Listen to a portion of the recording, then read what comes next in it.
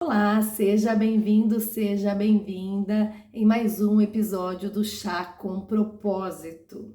O lugar em que as emoções governam, a confusão prevalece.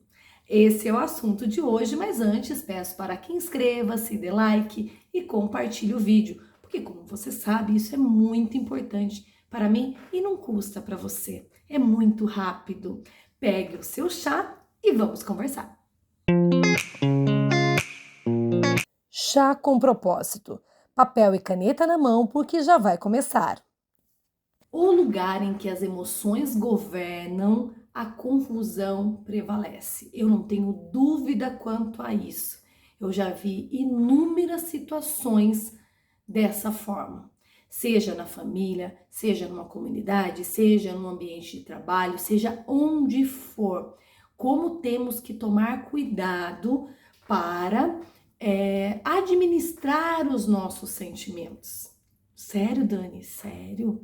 Porque muitas dores que nós temos hoje não são dores de hoje, do dia de hoje ou da semana passada. São dores lá de trás, muitas vezes da infância. Algo que eu acho muito importante explicar para você antes de nós falarmos sobre o tema especificamente é que assim, a maior parte de nós temos dores que vêm do passado, a maior parte é da infância.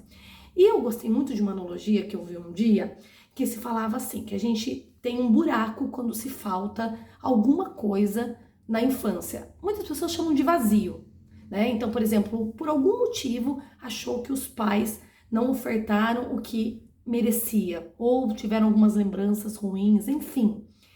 Vai com aquele buraco para a vida e tenta preencher primeiramente com uma amiguinha, melhor amiga, daí vê que a melhor amiga também tem uma outra, daí se sente mal, briga, acha ruim, não tampou aquele buraco. Daí cresce, né? E busca isso no companheiro, seja homem ou mulher, né? Vamos pensar assim, a esposa, o esposo, né? Busca no esposo, no companheiro de vida, o completar, o tapar esse buraco, esse vazio dentro dela. Não consegue, porque ambos têm as suas dores emocionais. E daí brigam e muitos casos termina em divórcio.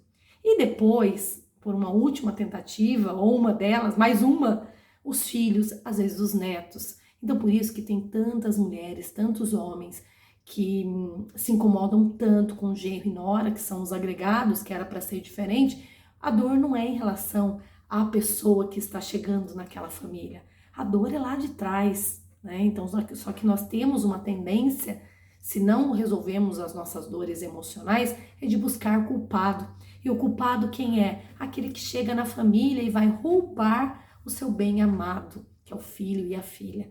Então, isso é muito grave, porque muitas vezes destrói toda a família, porque não consegue ter um relacionamento saudável entre as pessoas.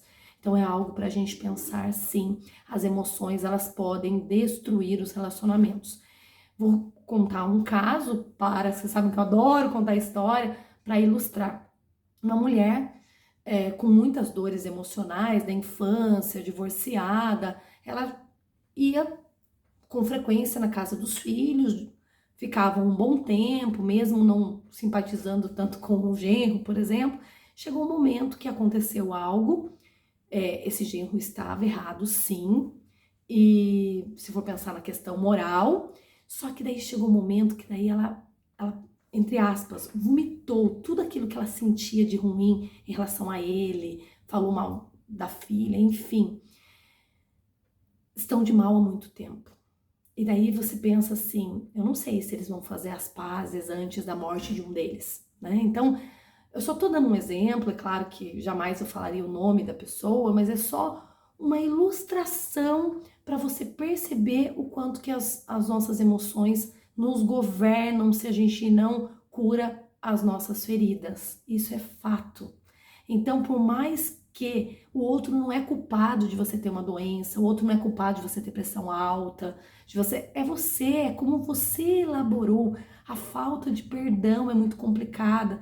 Tem as doenças psicossomáticas. Quem mais sofre em em relação a essas emoções é a própria pessoa que sente, que leva para o coração tantas coisas que o outro faz.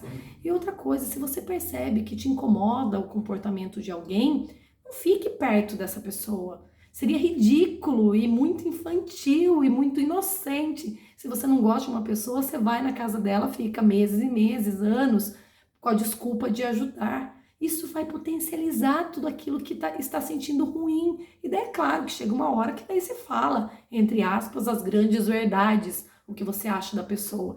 Não quer dizer que essa pessoa não falou o que realmente acontece e não apontou as coisas ruins dessa outra, né? Eu não estou dizendo isso, mas o jeito que fala, com aquela raiva. E outra coisa, durante muito tempo, eu achava que aquele que verbalizava, aquele que fazia, rodava a baiana, era o ótimo. Na verdade, é o mais ferido, porque ele não consegue administrar as suas emoções e ele precisa fazer escândalo, ele precisa brigar para se impor, ele precisa gritar. Quanta dor, quanta dor. E eu cheguei a fazer, não é esse extremo, mas quando eu era criança eu silenciava muito.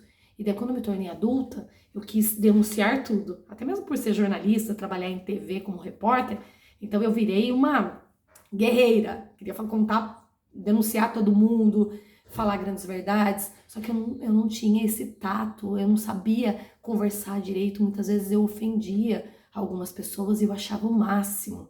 E não é assim que devemos fazer, porque quem é curado fala, claro que tem que falar, mas não fala dessa maneira. Fala suave, fala de acordo com aquele que segue, quem é cristão, por exemplo, quem acredita em Deus, vai ser um imitador de Cristo, sem dúvida alguma. Então vai falar sim, mas com amor, com gentileza, da mesma forma que gostaria de ser tratado. Pense sobre isso. Até o próximo vídeo. Beijos!